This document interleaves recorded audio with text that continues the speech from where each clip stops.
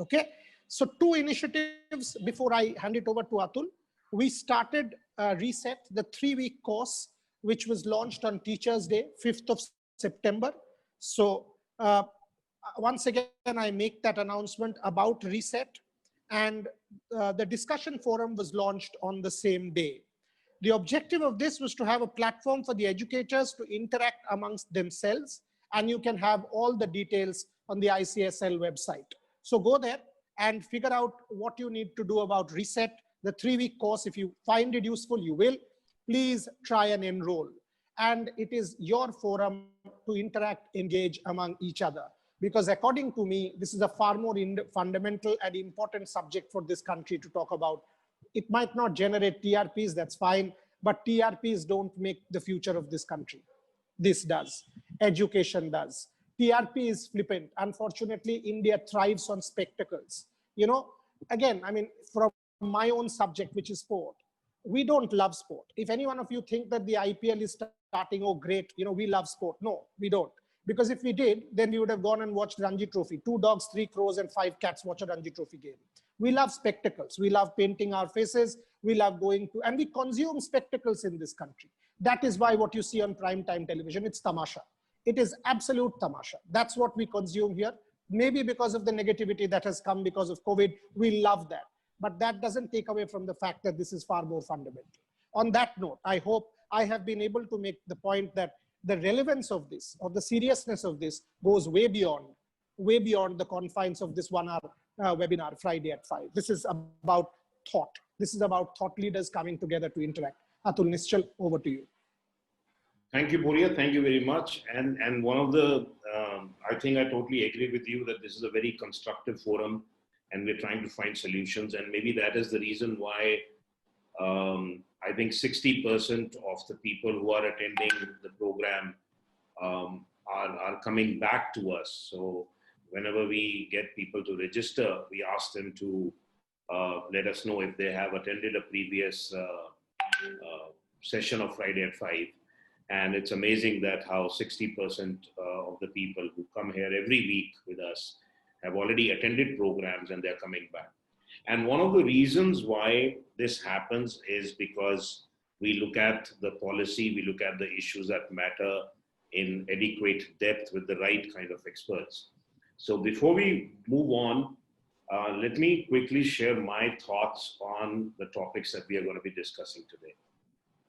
The first important topic is the change in textbooks that is being proposed by the government. Now, if you look at the policy, there are 2 aspects of revamping the textbooks. The first aspect is very noble, very good, that we want textbooks to connect with our local culture, with our national heritage. It should have that feeling that the students, even when they're doing science, they should be connected to what India has achieved, what ancient India has achieved in science and the progress of India in terms of science. And that happens with every subject. Now, that is a very welcome move.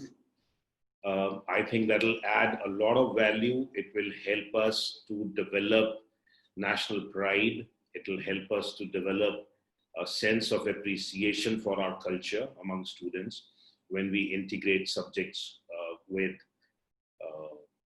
the core subjects and the Indian heritage and culture. The part that for the first time I am not in favor of, and that is my own personal view about textbooks. See, a textbook can be a life-changing tool. A lot of us as educators, you know, we came across one great textbook in our subject. So if I'm a mathematics person, I can tell you that Shanti Narayan's book, any one of you who had done mathematics in India, Shanti Narayan's book was a book that almost every student used to study, because that book was written in such a manner that it helped us develop a mathematical acumen. It gave us the right kind of problems, and it was a pleasure to go through his problems. Then came a time when when the copy-paste culture was set into our system, and we saw a plethora of books coming out which were written in a copy-paste mode. And the author's prime job was to refer to some of the best books out there and figure out what can be taken from those books to create a new book. Now, a good textbook is measured in terms of its instruction design. It is not evaluated on terms of its cost. When we want to pick up a book, we look at the content inside the book. We look at the how the book has been presented. And I don't think price is the factor, whereas the policy is very clearly outlining that the books should be as cheap as possible. Now, this is the only place where, for the first time, I would differ from the policy very strongly, that I don't think cost of the book should be a parameter to judge whether it is going to be used by the students or no. We will be dissuading a lot of good people to become authors, because writing a good book is an investment of time. And I think we need to pay the authors, we need to pay knowledgeable people their reward for writing a book. Having said that, the policy also talks about outsourcing of books to individuals. So there is a great opportunity for philanthropic bodies. There is a great opportunity for individuals to write a book, submit the manuscript to the Ministry of Education, get it approved so that the book can be used at multiple places. So there's an opportunity also, and there's a roadblock also, that the book has to be cheap. Which way the camel sits will be seen later on as we move forward into the next few months. Coming to assessment, I think we have already burnt our fingers with CCE. CCE was formative assessment. CCE was continuous assessment, and its implementation was not done in the right manner. However, having said that, it does not prevent us from believing the fact that the assessment in this country needs to change. We all deep down understand that we are an assessment-driven education system. So when the CBSE says that, look, this is what you need to do to pass the board exams, we start teaching accordingly. And we have always said that the teaching in the classroom will not change till the time assessment changes. So I think one of the fundamental aspects that we do want to look at is how in the next 5 years or so, assessment of students in the classroom will change. The policy talks about universalization of the quality among all the boards. So there will be recommendations, and the deviation that we used to see between one state's board and the other state board. For example, Uttar Pradesh board was always considered as a very tough board to get 90 plus marks. Similarly, there is a deviation between CBSE and other state boards, and that hampers the university admission to a very large extent. So for the first time, there is a national testing agency that is going to be created. The national testing agency is going to formulate the guidelines for each state to follow, and there will be some minimum standards required for different kind of school assessment across the country, which is a very good move. And the second important move in assessment is that we are going to move away from rote learning. I think we all have realized the kind of damage we have done to our children, to our system, by creating muggers and not really problem solvers. So if we really want to create problem solvers, if we want our students to go out there and succeed in the industry, we will have to build those skills in those. Will not start in grade 9 or 10 or 11 or 12. It will start right from day one, as soon as a student enters the school.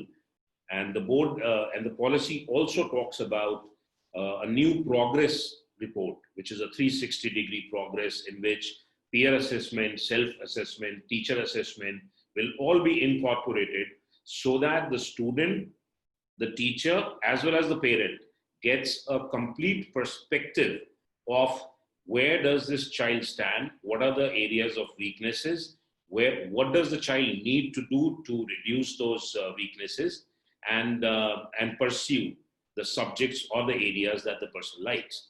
So I think these are very, very welcome changes, and every school should be adopting it. On a last 2 minute, since I have a time limit, when we talk about you know giving opportunities to gifted students, the policy talks about taking a lot of initiatives. This will add a lot of pressure on schools as institutions because they will have to take it up on their own to do that.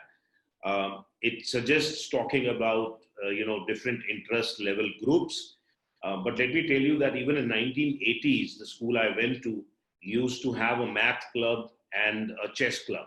So a lot of schools have already created these clubs. It's not the creation of these clubs that is important. It is what we do in these clubs that is very important. So if our teachers are not trained to help a gifted child in mathematics, or if we do not have the coaches to spot the talent of a child in a particular sport and help the child hone that skill, then the whole exercise of creating a chess club or a math club or an environment club goes wasted. So I think if we want to implement the steps of this policy in the right manner, schools will have to come back and they will have to empower the teachers, they will have to train the teachers, and that investment is extremely important. And let me tell you, in the end, yes, it is expensive to get good professional development for teachers, but think about it this way. The cost of not investing in your teachers is going to be a lot more than the cost of investing in your teachers. So it's very important that as teachers, we should invest in our own growth. As schools, we should invest in the growth of our teachers. That's 10 minutes for me. Thank you, Boria. Thank you very much. Okay, without wasting any time, can I please invite Atul? We will take questions together because that way it sort of helps our format. And you will have to, as I said, you will have to step in today to take the questions. So may I please invite Dr. Dheeraj Malhotra to talk about textbooks, because this has been a fascinating aspect for me. I mean, I have always been approached, do you want to write one? I don't think I'm capable of writing a proper textbook, and it is a skill that most of us don't have. And at one level, we say, oh, you know what, by writing a school textbook, you are not putting anything original. It is not original research. So there is that unique element to textbook writing. At the same time, no academic research monograph will reach even 1/1,000,000th of the size that a proper good textbook will reach. So each one of us, we have grown up on these, and these are formative documents that will influence a child's growth, a student's growth. So Dheeraj, over to you. Okay, thank you. Thank you so very much. And thank you, Atulji, for this wonderful initiative. Of course, writing a textbook, you rightly said that it's not that easy. But of course, once you take the syllabus in view, go to the scope of syllabus, it becomes clear as a teacher. And a teacher educator, when he's teaching in the classroom, will get to know about what to teach, how to teach. And that is how the respective mechanism comes to view. That, oh, this is the way I should be dwelling the chapter and initializing and coming back to the introduction, giving examples. So when a teacher writes a book, certainly it makes a varied effect to the very presence of that learning, and it goes well, because the objective of learning has to be to cure ignorance. And when it goes from the very preference of a teacher educator, the book is more perfected on ground. And that is what I come back to the very introduction of the national textbooks, with the local content and the flavor being introduced in the national education policy, with the framework of essential core material together with discussion, analysis, examples, and the applications, have come up to the right aspect of recognition of this talent to be explored among our teachers.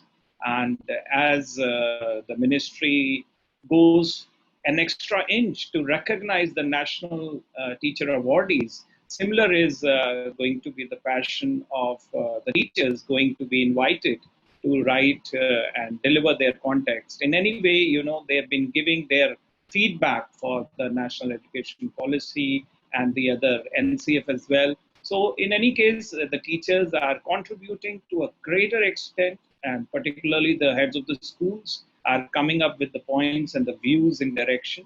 So it is high time, I believe, that this policy framework will exhibit a novel chapter by getting contribution, rather due contribution from the side of the teachers as far as the content, flavor, and the expertise which is going to be there in the books.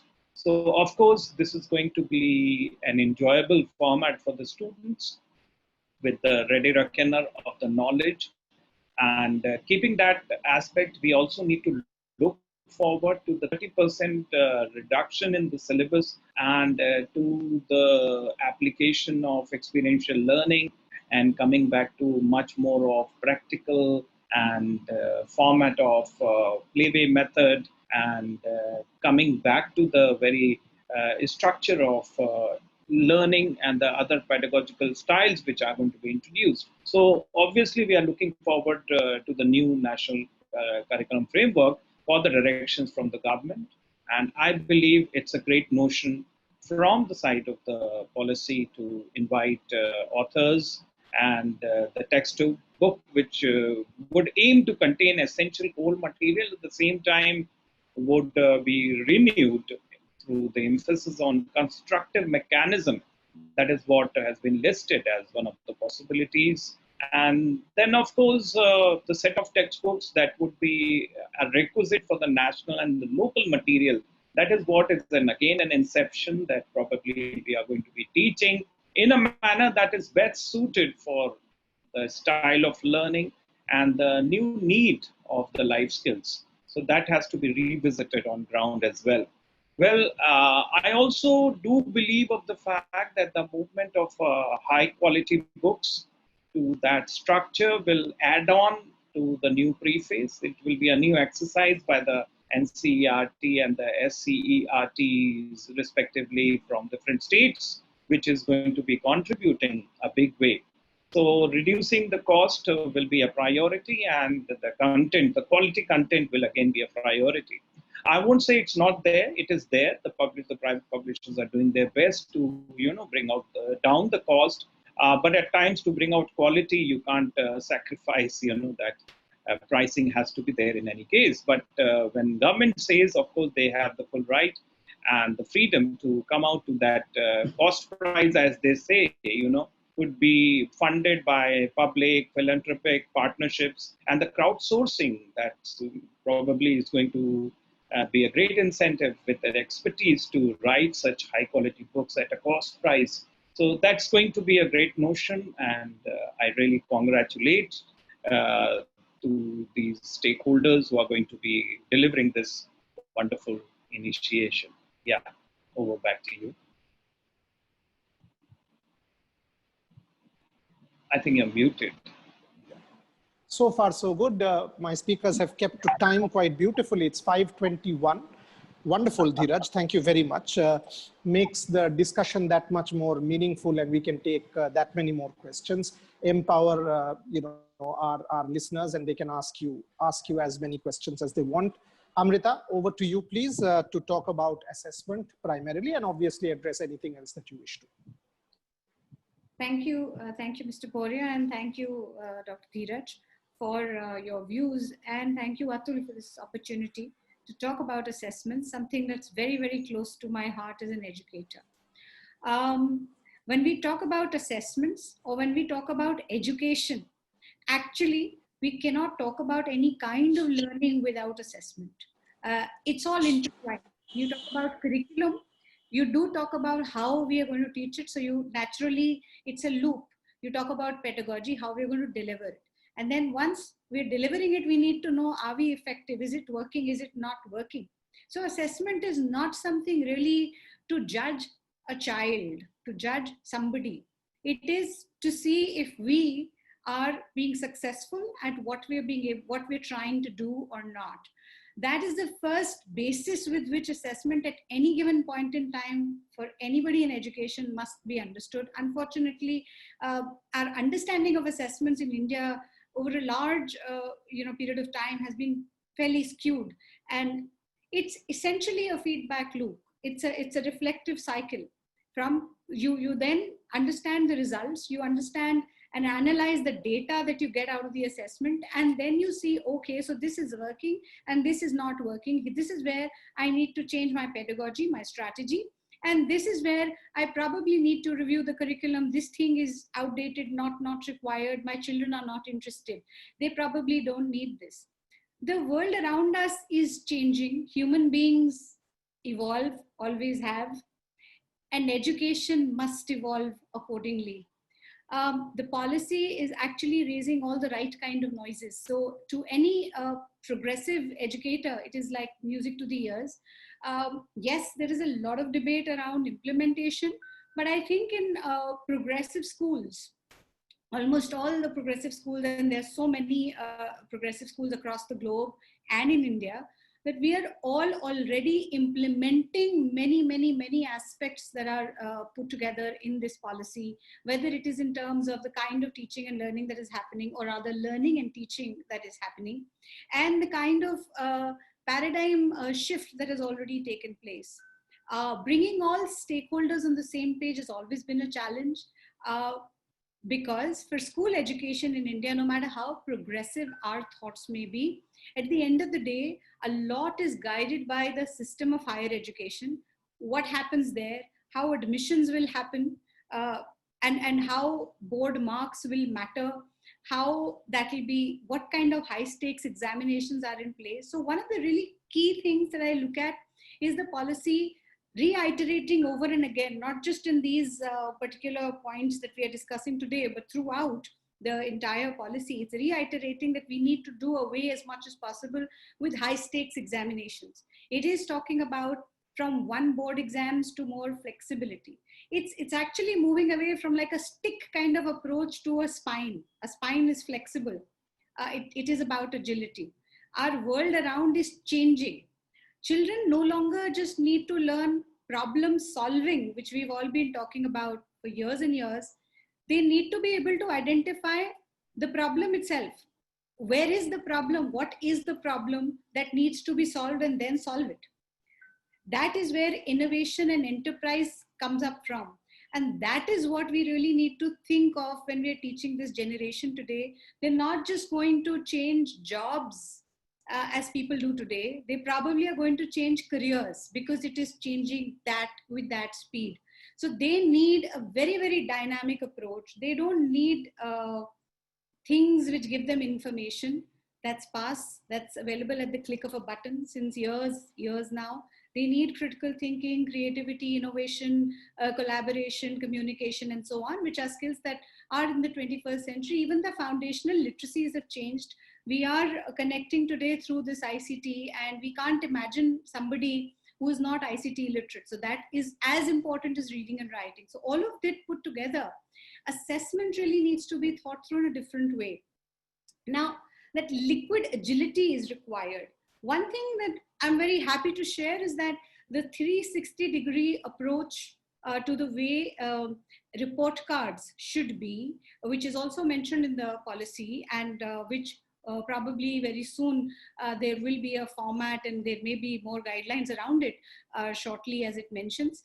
But in our schools, we've already been implementing a 360-degree report card, which comprises of self-assessment, which comprises of peer assessment, which comprises of various areas of a child's development. In every school talks about, well, we look into holistic development, but people are not even moving beyond very often when you get into the depths of it to the higher order thinking skills in the taxonomy, which is only cognitive.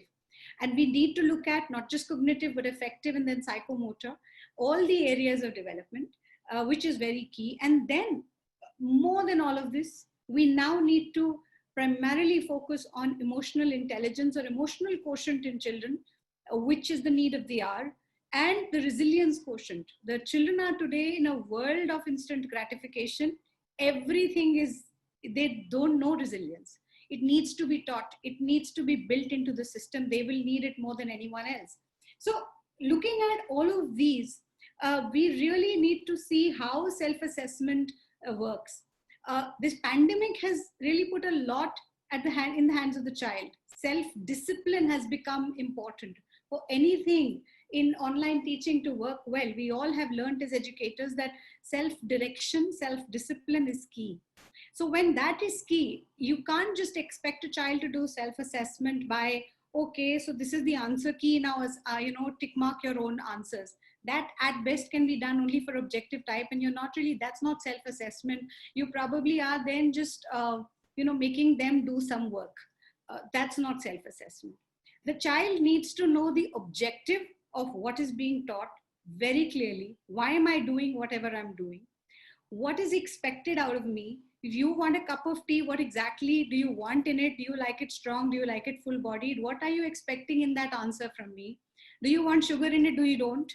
You will like it only if you get what you want. Now it's very subjective. What I think is correct may not be what you really like. So it needs to be clarified to me. That rubric has to be fleshed out and really there. That needs to be with the child. Then, of course, they can answer, they can discuss, they need to be able to collaborate with a peer and understand perspectives. They need to think not just from the local perspective, but also from a global perspective, from the state and the national and the global perspective. All these need to be built into the system. And then an exemplar needs to be probably shared for certain questions for them to be able to look at it and identify, well, here, this is something I'm proud of. Here is my yellow box, my area of development. And then the teacher needs to be able to support, okay, this is how you can develop. Try this and that'll help you. Try moving forward with it. We all learn with these failures. I mean, we're born to learn like that. That's the only way we learn. The child falls endlessly. There is no fear of failure in a child. Just gets up, is laughing and tries to walk again. That's how we learn to walk.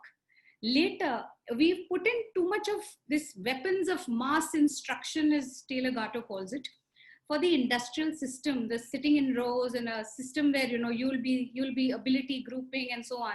All of this has actually killed the innate ability to learn. We just are trying to revive it back. We're trying to bring it back through this policy, and this is all new. This is very much part of Indian culture. If you look at the Gurukul system, I think a lot of this is already part of that. So this is just moving back to the basics. Today we have technology which can help in immense ways. So if AI can really help children identify what are their areas of strength, there's a lot of confusion when subject choices get added, as the policy is talking about. So when that happens, yes, probably technology can come in handy, but children will need that support, that thinking to change for their teachers, from their parents, for the entire system, and also for universities to really accept a child who has built a portfolio, not just got some marks or grades which are good enough, but has built a portfolio over the years in the subject that he is interested in, and holistically for all areas of development, wherein it becomes clear to the university or to the employer, future employer, that yeah, this is a skilled individual I can really hire. That is the kind of assessment that we are really looking at. And then, there is quality assurance that very clearly is brought out in the policy, where they're talking about not just NAAC, which Atul has already shared. There's also PARAK, Performance Assessment, Review and Analysis of Knowledge for Holistic Development. I really am looking forward to the kind of documents that will, quality standards that will come out of these, and the measures that will be put in place. The checkpoints at levels of grade 3, 5 and 8 are also a good idea. I think that will also take away some pressure from the high stakes board exams. Semester system is also being talked about in the policy, which could also be very, very crucial and really course changing, especially in India, where there's too much focus and too much pressure on one board exam, 10 and 12. And yes, we all know what that stress can cause. And so on. So there is a lot, and I can go on, but I know there's a dearth of time. So over to you, Atul. Thank you so much. Thank you very much for putting the entire assessment part. And I have, in fact, before we start taking questions, I have one question each for you and also for Dr. Mehrotra. Atul, before you Yes. sort of take over, Absolutely. before you take over, I actually learned quite a bit today. I mean, from the 3 presentations, and when I think back to my own school curriculum and the way I was a student, I did put pressure on myself. I mean, it worked for me, but when I think back, it was unhealthy. What you just ended with, the 10-12 assessment, what you just ended with, and I keep saying this, I was giving examinations. I was not learning. And that distinction, I think, is perhaps the most fundamental thing. When I went to Oxford, I learned history. But in my school, college, university in India, despite having sort of done well, and people still come up to me, and it's a funny one. People still come up to me and say, oh, you still hold the record for masters and bachelors for history at Calcutta University. And I look at them and I say, yes, I do. But actually that record did not teach me a thing of history. I learned how to give exams and score marks. And it's a bizarre one. I really did not learn history. I wasn't in love with my subject. I wasn't. I was a machine or a robot who knew how to crack codes. For me, the examination was a formula. Oxford changed that for me. And that's what Amrita was highlighting. So it took me back. So it's been very educative for me. With your permission, I'll excuse myself, but Atul Nischal, he will conduct the rest of the session from here on, and I will once again be back next Friday at 5. But reset, go to the ICSL website, it's for you, and please try and interact and engage, because this is a forum which is constructive, and it is constructive with a fundamental point. It will improve and contribute to the betterment of this country. Thank you very much. Pardon me for leaving a little early today. Over to you, Atul. Thank you, Boria. Thank you very much for spending so much time with us. We know you had a commitment and we appreciate that. So coming back, I wanted to ask one question to Amrita first and then Dr. Mehrotra, and then we can start taking questions. So this is to you, Amrita ji. The policy talks about how the new assessment system plans to discourage the coaching culture in our country. Now, do you believe that that is a possibility, that maybe few years down the line there will be no coaching centers or private coaching in India? And what are your views on that? I so wish for it to happen. Against that coaching culture, and simply loved reading that in the policy. And as anybody who's running a secondary school, as a principal, as a teacher, we all have faced it. We all know how parents completely treat the school as unimportant, and they say, well, now my child needs to go to this coaching center and not attend your classes because you can only do the board exam in my 10th and 12th, and what my child needs to do is crack that IIT or crack that NEET, etc., etc. So that is something that really needs to break down. My heart was breaking when I saw that, this IIT and NEET exam is still being held despite all. We are in the rat race, really, as far as COVID goes. We probably will be in US very soon. We seem to be there. But then we have to have exams. That means, do we not trust our boards? Do we not trust our CBSEs and ICSCs and various state boards? That their scores can actually be used for something. If they are so meaningless, then why do we have so much emphasis and so much heck and cry for the board exam and the marks? Ultimately, you really have to just crack another exam.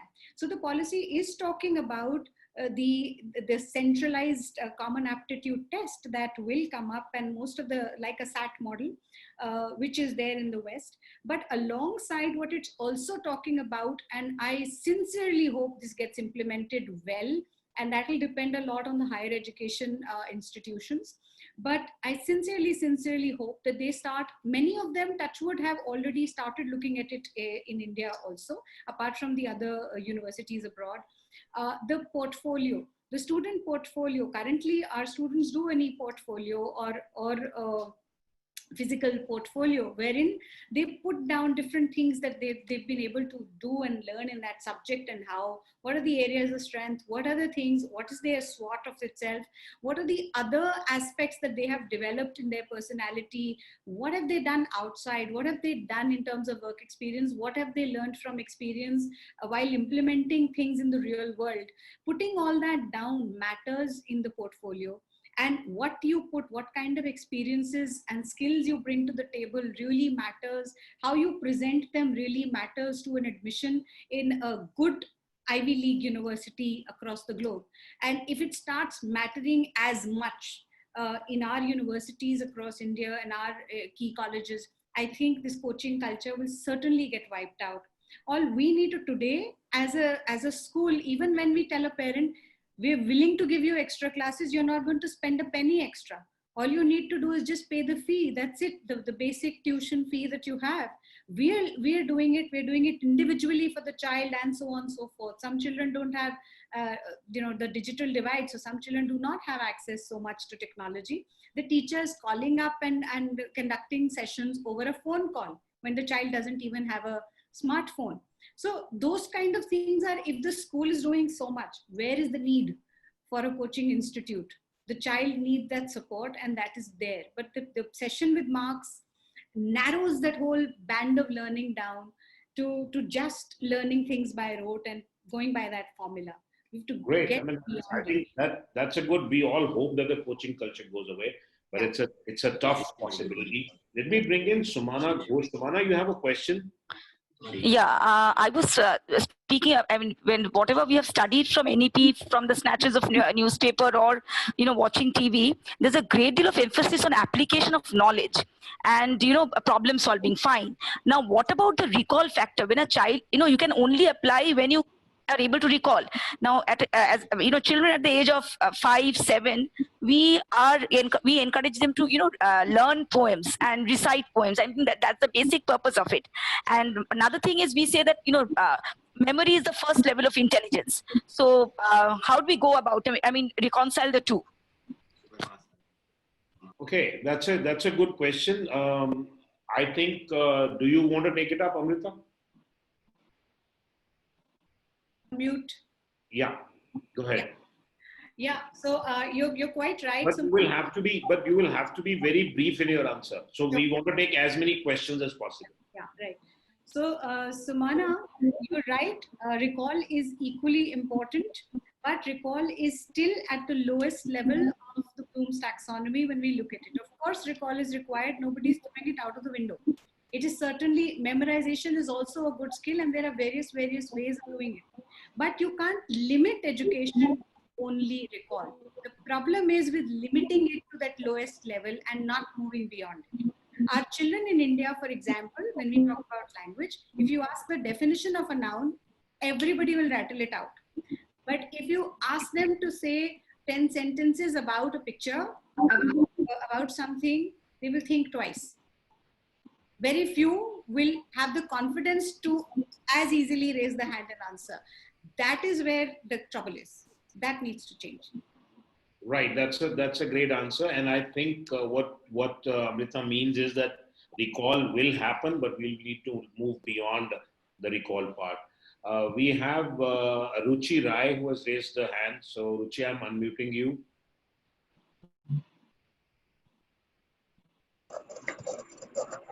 Okay, so we have Mohan Pradeep Sharma, sir. Can you ask your question? Mr. Sharma. Hello, Atul. Yes, sir. Amrita, I think Amrita spoke very well and covered quite nicely. My question, there are two things which one is with regard to what you were talking is children going to the coaching centers.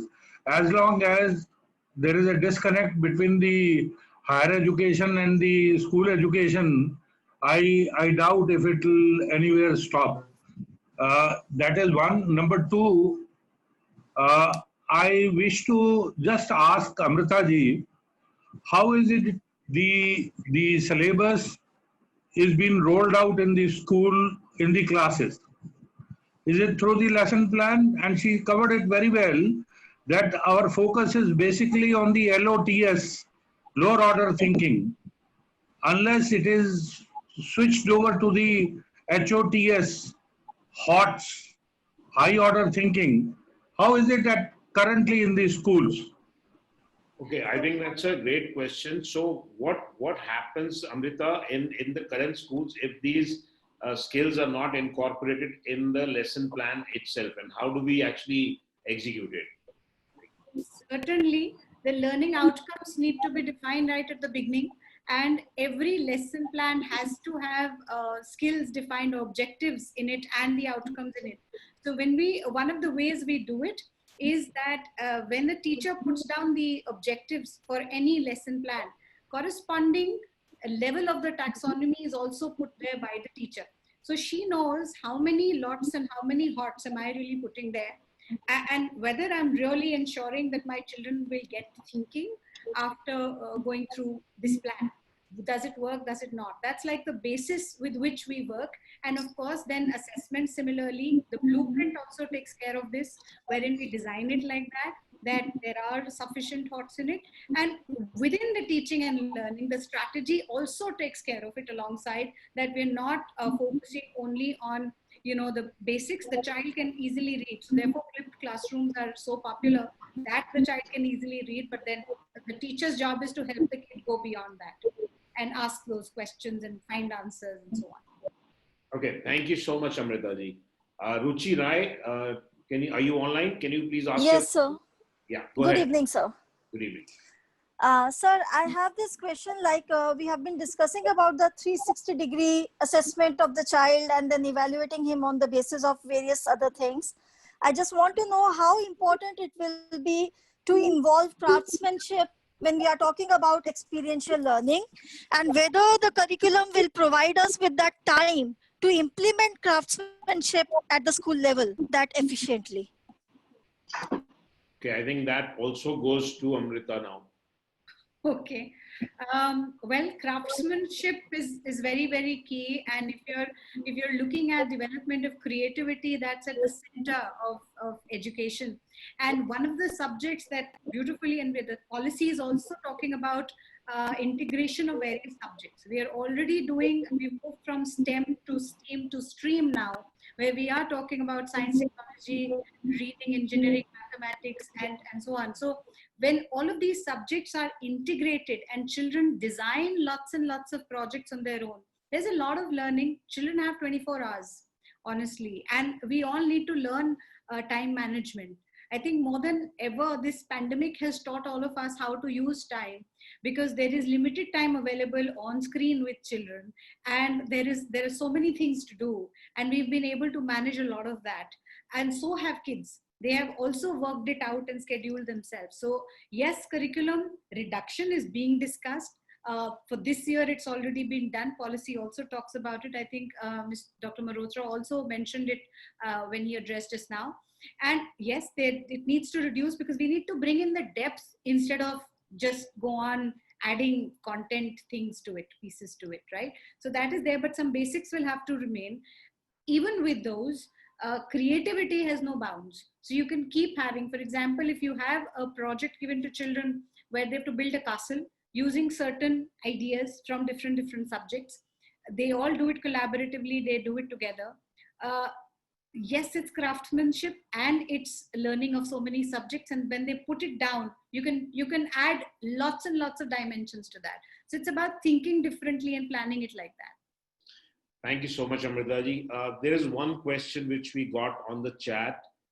This is from Dr. Sunita Gehai, but I cannot unmute her because I can't read her name, because she's it just says iPhone, and therefore it's difficult to identify her. So I'll just read out. This question is for Dr. Mehrotra. Sir, the question says, how does the book's content relate to the life experiences of students? So if we want to have experiential learning in the classrooms, then it's important that the content should also be related to the child's life.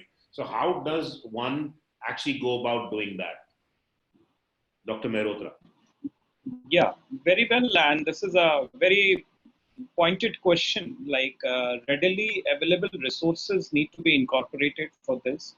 And let me tell you, for those teachers who are trying to, thinking of implementing experiential learning, of course, it is now very well in the progress. They can always have possible uses of these activities as a hands of experience. And as a matter of fact, with the students, they have role plays, games, songs, even dances, quizzes, particularly the school playground. They can use it as an exhibition, the poster competition. So it's an experience for them. Then the school garden can be utilized. Mainly the science teachers can be utilizing it better for observing plants, species, soil, flowers, germination, the process. And then, of course, in the computer room, they get to know about the hardware, the software. That's an experience, ready experience. Even with the school bus, they get to know about the safety drills, the transport rules. Even visiting to the dance room and the music room, they get to know about the instrument, the culture orientation, the costumes, the culture defined approach. And as a move, even going to the fee counter, for example, they get to know about the basic mathematics, the communication skills, for say, and then visit to the principal office even, they come to know about the role play, the communication skills, and at home also with the mom's kitchen, they get to know about the spices, the seeds, the food processing. So this is all, which counts on an overall development.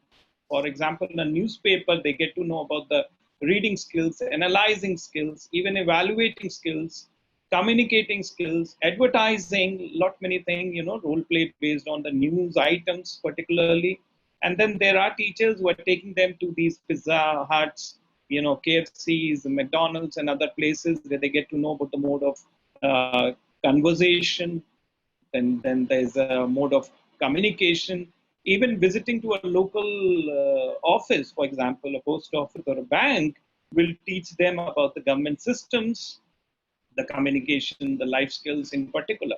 So these are the techniques. Even they are prescribed by the CPSC. If you check out on their YouTube channel, there are wonderful showcases of uploads, for the benchmarking practices done by many good schools. So you can always visit on the YouTube channel of CBSE as Ready Reckoner, and also the academic website of the CBSE. They have a wonderful manual on experiential learning. Thank you, Dheeraj. Thank you so much. We have one question from Kiran's iPhone. It just says Kiran's iPhone. Are you there, Kiran? I'm trying to unmute you.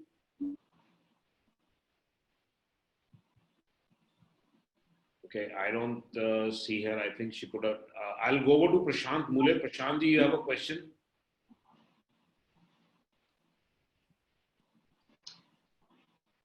Is Mr. Prashant Mule there? Okay, so let me. Yeah. Can I ask? Yeah. So the question is to you or to Dr. Amrita. I was wondering about when she was speaking about Parak, the initiative in the National Education Policy for holistic development of the child. But what I understand is already under Quality Council of India, we do have one organization called as NABET. And NABET works for school accreditation and assessment. Now, although that is for systems and the school governance, it does have the pointers which relate to the holistic development of a child. So I was wondering as to why there is a need of a separate, so to say, module called as Parak or system called as Parak to ensure that, and why not NABET itself is promoted for the same. So I have this question in my mind. Okay, Amrita, you want to take that? I can, but unless you want to pitch in, I think it will be good. See, yes, I agree with you. There is already NABIT, and there is similarly, there is already, we have the NCF, we have the NCRT also, and any of the organizations could take that. But I think what the developers of the policy have had in mind is also that implementation, like we've all discussed in so many panels all over, is going to be the real challenge. And when they're introducing something like the checkpoint exams in grade 3, 5, and 8, it's very important that those exams don't fizzle into becoming the same rote-based kind of exams. They need to be the right kind of exams. Otherwise, again, it all falls, backwards from there. So, and again, we'll be in the same vicious circle. So I think this is a concerted effort which is towards this, that this doesn't turn into a vicious circle again, because we've already failed with CCE. The effort is that this time we must ensure that really that change happens. So whatever it takes, whatever standardization procedures it takes, some may pan out to be good, some may not be that good, but I think that is yet to be seen. The policy is just launched, and in the years to come, we'll all see. I think we're all influencers here together. Each one has something to contribute. So let's look at it in that positive vein. Yeah, I think I totally agree with you. A lot of restructuring of the government departments is being done just to make sure that there is one organization that is accountable for its implementation, because too many cooks spoil the broth. I think we have already learned that lesson, and the government is trying to place the right infrastructures so that tomorrow we don't blame each other. NCRT has a specific job, CBSE has a specific job, but when it comes to universalization of standards of assessment and evaluation, that is what the national assessment is going to do. If you allow me, I'll just add on here. Yes, absolutely. Yeah, there is an add-on to SQAA as well, which is an initiative by CBSE. It's Schools Quality Assessment and Accreditation. So it also mounts on recognition and affiliation, and at the same time assessment of schools. And it is going well. And the gentleman who asked the question can initiate that. It is much, much better than the NABIT initiative, which is by the Quality Council of India. But this is particularly for academies, because NABIT also takes about medical and other things. But this SQAA model is a better model, and I would suggest that people can download the manual of the school manual of SQAA, which actually helps you as a ready reckoner to run a school. Let me tell you very frankly. So that can be, on the desktop of any principal as a ready reckoner for quality assurance in schools. Wonderful document. Thank you, Dheeraj. Thank you very much. We'll have time for one more question. And I'm trying to see, there's a question by Girish. I have a question on textbooks and requests input from you or one of the experts, but I don't see the question. So I'll have to pass that. He just said that he has a question. He's there? Yes, sir. Good evening. Am I audible? Yes, Girish, please go ahead. Yes, so my question is why can't there be graphic novels in all the course subjects with concepts taught using stories ending with values, followed by do-it-yourself activities with a learning journal for every concept taught? Along with this, after the end of the lesson, there can be knowledge-based worksheets, understanding-based worksheets, application-based worksheet, skill-based worksheet with a critical thinking worksheet and an integrated worksheet, rather than the conventional textbooks that are there since the British education system. I also feel that this is a time for a paradigm shift from textbooks to graphic novels, which incorporate all the 21st century skills that are required in the children. So why can't there be a shift from textbooks to graphic novels? Because Manipur has already taken the lead by introducing grade 3, 4 and 5 EVS as graphic novels instead of the conventional textbooks. Dheeraj, you want to take it up? Yeah. Yes, you're very right. And let me tell you, many publishers have come up, and this has been introduced pan India for this particular spectrum. And from the teacher's point of view, they have started using mind maps as a part of a recap for the chapter introduction. And many of the books have introduced it as well. Not only this, there is a support mechanism of augmented reality and based knowledge and that spectrum of techno base in all the respective books being prescribed. So the children are already having a gala time by being introduced to this type of learning.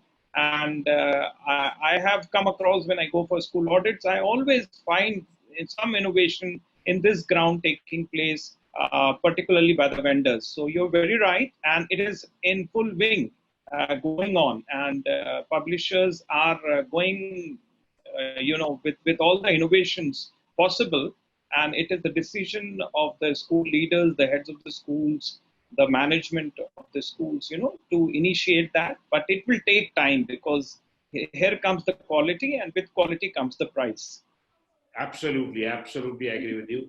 Simi Sarah Thomas, you have raised your hand. Do you want to ask your question? Yeah, am I audible?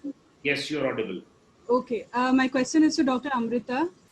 Dr. Amrita, I wanted to ask, how are children with special needs going to be assessed in this NEP? Okay, Amrita ji, over to you. Special needs assessment. Yeah.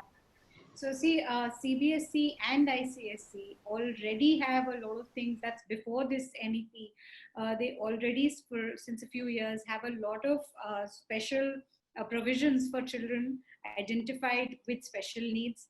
There are procedures, and in our schools, we are already ensuring every school is supposed to, by law, have at least one special educator in their system. But just that doesn't help. Education does need to be inclusive. And so you need proper individualized education plans, IEPs, for children with special needs, depending on what the special need is, depending on what exactly are the requirements. The individualized plan needs to be developed in collaboration by the guardian or the parent, the principal, the special educator, the various teachers, and everybody involved in that child's development. And the buy-in from the child is equally important. So everybody signs on to that and then follows that plan. Alongside, assessment is built in. We have to really see whether the provisions provided by the board are sometimes sufficient, sometimes in certain cases they may not be. The school can always make a specific request to the board to help out in that case. What the NEP is particularly also talking about is that, yes, there needs to be a lot of integration of resources, a lot of communities within schools to come together and support each other, because there's always a sort of dearth of resources. Not everybody has everything that is needed. And so if we can bring it together, that will help. Another thing is, nobody ever in India really talked about gifted children. Every child is a special child. Every child has a special need. If I am really gifted in Bharatnatyam, I need to take it forward as my, and I want to take it forward as my career. I should get that in the school.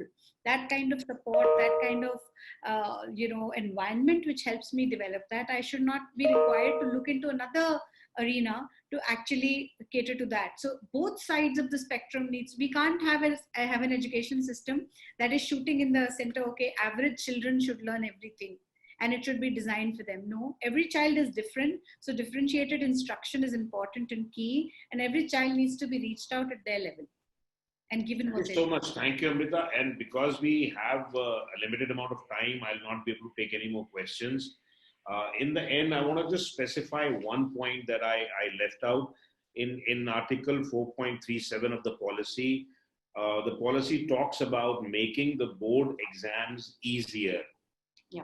Now, personally, I'm also very concerned about this particular move by the government, because I firmly believe that there has to be certain amount of cognitive challenge involved in learning something. So if you remove the cognitive challenge, from academics, then your mind stops working harder and harder to grasp new knowledge. And all of us have gone through that phase. Unless and until we are challenged cognitively, we don't learn anything. So there would be a problem if the government, in trying to improve the results of the public school system, try to make the board easier. The problem is with the private schools, the good private schools, they might really find that they are not being able to motivate their students to take board exams seriously, because they'll feel that in a matter of 2 months they can prepare and pass the exam. So we'll have to wait and watch as to what the result would be. But I thank Dr. Mehrotra. I thank Dr. Amrita for joining us. I thank all of the 579 plus people who joined us on this edition of Friday at 5. And in the end, I want you to come back to it again next week, same day, same time. Keep a tab on it. Make sure you're back at Friday at 5. We are going to be discussing a very important aspect of the policy, which is about teachers recruitment, teachers, and also the environment and the learning culture and the professional environment for teachers. So be back on the 18th at 5 o'clock. We'll see you then. Thank you so much for coming.